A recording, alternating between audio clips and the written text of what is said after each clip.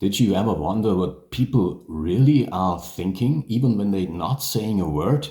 Well, every social interaction is a symphony of silent signals, from averted gazes to nervous fidgets. Understanding these unspoken cues can unlock a whole new dimension of social awareness. And this may help you to navigate any situation with these newfound insights. So, welcome to the channel. Today I discuss the unseen language of silence. There are subtle cues that are often unnoticed, yet they can reveal so much about social dynamics. At the end of this video, I will teach you to interpretate these silent signals. But before I can teach you to do so, I need to make you aware of these signals. So the first one is eye contact. Who looks at whom? Are you looking the person who's talking to you actually in the eyes, or are you looking away? Think about it. When you're not feeling comfortable in a discussion or a talk, you probably look down like this and you are like, This has to do with your emotions. Feeling uncomfortable can mean many things. You could be nervous, you could be afraid, you don't know what to say because you have no idea what you could say, or you just don't want to talk to this person. So you might look down. Maybe you don't like the other person's face and this is why you look down. There are many reasons to look away, but this is not a form of strength or confidence. It's a form of you actually want to escape from that conversation. So if you want to appear strong and confident, look in the eyes. And then there is body language. There are open postures and there are also closed ones, and they both obviously have a completely different meaning. I think I don't have to explain what's the more confident posture, right? But these postures, these gestures, they can happen also in a very, very small scale, especially when people try to put on their poker face. Like, there could be the slightest, or something like,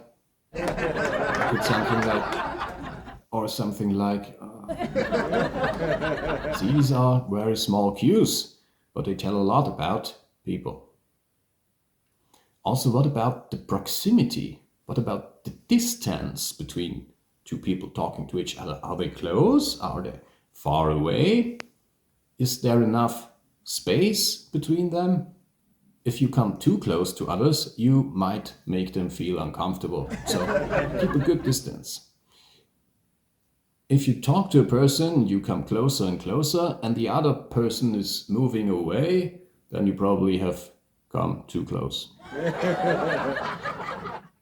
So just go with the flow and find the right distance to people.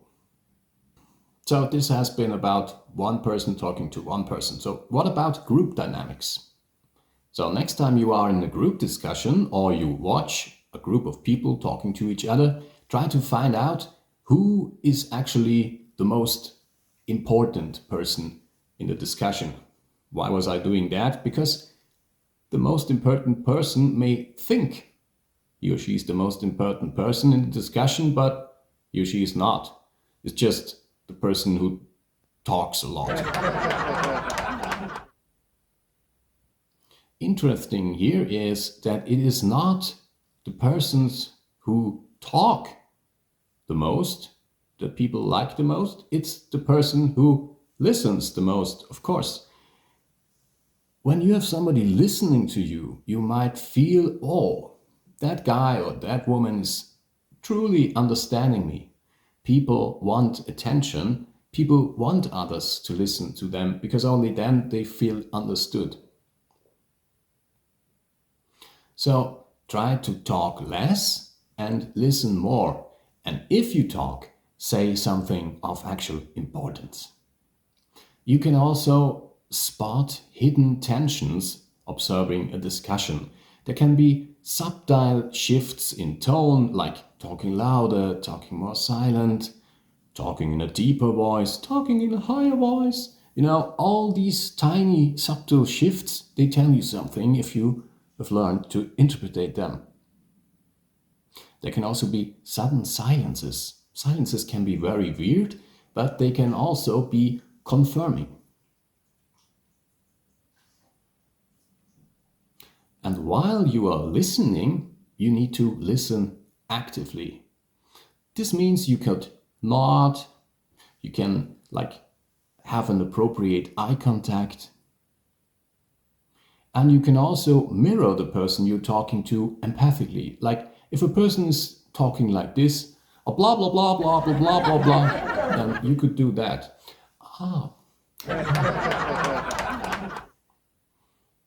You separate yourself a little bit from the discussion, especially, so you take a step back. You stop looking others into the eyes, and once the people are sort of talking to each other and no one is talking to you, you can just walk away. They won't even notice. So once you have learned some of these skills, you can actually apply them in the real world. Have you ever been to a networking event? They usually start very weird. Somebody is holding a little speech. He's like welcoming everyone, say, welcome to the network event. We have this one here and that one and blah, blah, blah, blah, blah. And then what? So these events usually start with silence until somebody stands up and says, hey, who wants to talk with me about this topic? And people will go like, yeah, I want. And they will come to you and you can form a first small group, and then probably other groups will form as well, and the discussion started, and you have been the guy who initiated it, and people will remember you. That's the guy who started this discussion, see? So another real life application could be dates. If you're dating somebody, I can only talk from a man's perspective, but if a woman is not talking much during a date, then it's usually not a good sign. If your date goes well, the woman needs to do at least 80% of the talk.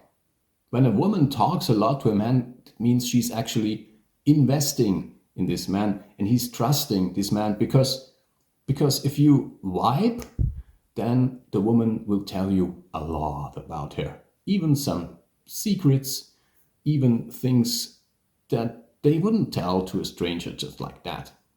All you need to do as a man is guide that woman through the talk.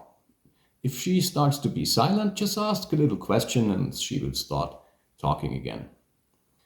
And then there is family gatherings. I have a small family, but we have some gatherings from time to time with the larger extended family.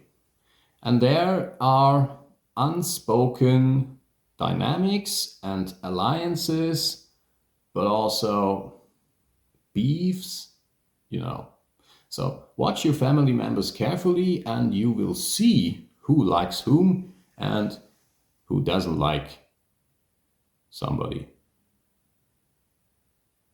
So what can you do to elevate your social intelligence? You could do a 1 week silent signal challenge, meaning you're doing 1 week of focused observation of others to sharpen your awareness. Always observe people with awareness. Look at where they are looking. Check their posture, their gesture, their mimics, and over time, this will work automatically. You will learn to read these signals, and then you don't need to think about them anymore. You will just, after this week of conscious observing, you probably have become already a master in finding these cues. And this way you can develop an empathy through a nonverbal understanding. And this makes you connect to people on a deeper level.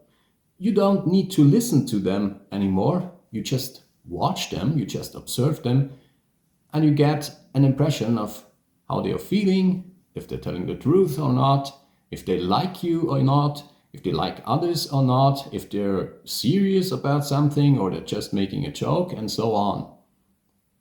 And I guess these signals, or mastering, observing these signals, can be more than crucial in this digital age. Because AI will become better and better, and people on social media will lie more and more and more. Think about politics. Think about politicians. How often did they lie to everyone in a really large scale? Think about people from the economy, how they lie to you. Think about real estate agents, how they lie to you, and so on and so on and so on. So finding these cues can be really, really helpful. So if you're planning to do this 1 week challenge, let me know in the comments how this worked for you. Well, and I guess that's it for today. Remember to subscribe to the channel. You can also give the video a like. It takes you only 1 second and it really helps me to grow. Yeah, and that's it. Here are some playlists that you can watch, and there's a video, and that's it. And as always, have a good one.